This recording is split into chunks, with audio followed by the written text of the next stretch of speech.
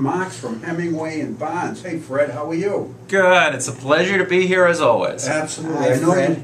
we're all excited about the way the Red Sox are going, and it just gets everybody on a positive note.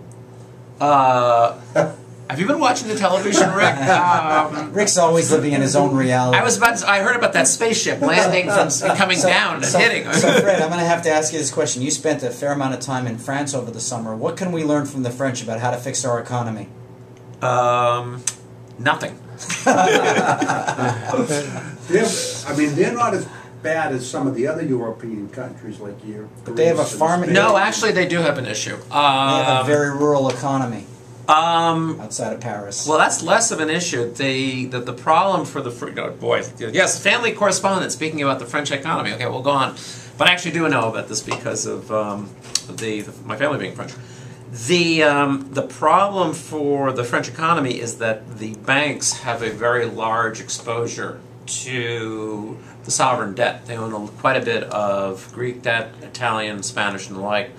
Banks in France, as is true generally in Europe, unlike banks here, don't syndicate their debt.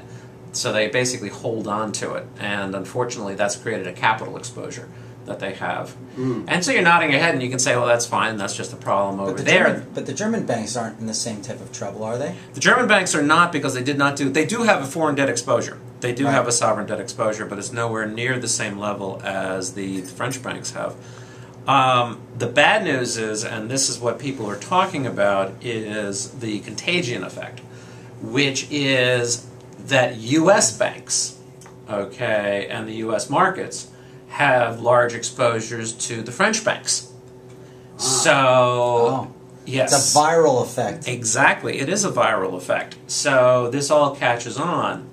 The one thing, we were going to be talking about something else, but Rick, you mentioned it might be worth talking about, how is what do we call it, the second contraction? It sounds like having birth.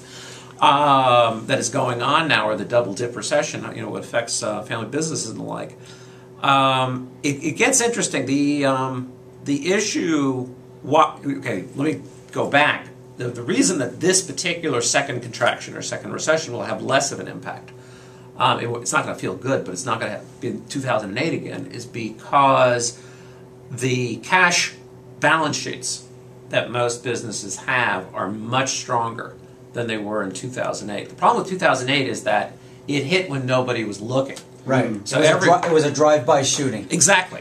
And so everyone's balance sheets were empty. Everyone was taking risky investments, and everything was going bad. And that was whether you were big or small, everyone had their neck out.